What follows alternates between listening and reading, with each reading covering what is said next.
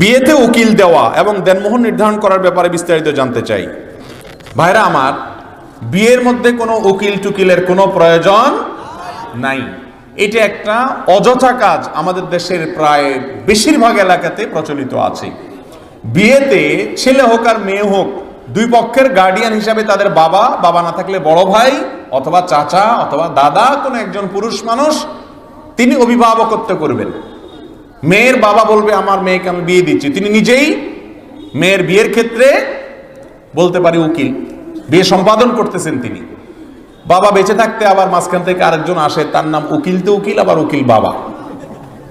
উকিল তো উকিল আবার সাথে কি লাগায়? বাবা। কয় বাপ থাকে একজন মানুষের?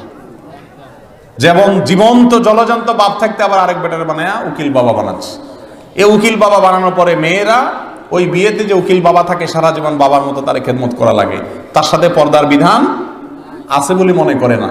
এগুলো সব হারাম। বিয়েতে কোনো উকিল বাবার প্রয়োজন বলিষ্ঠভাবে সমস্ত উকিল বাবা টাবা এগুলো সব বাদ দিবেন। সরাসরি বাপ থাকতে, বাপ না থাকলে ভাই, মাঝখান থেকে আরেকজন এসে উকিল বাবাগিরি করার কোনো প্রয়োজন নাই। এটা ভুল। জারজ সন্তানের পিছনে নামাজ পড়া জায়েজ আছে কিনা? কোন সন্তানের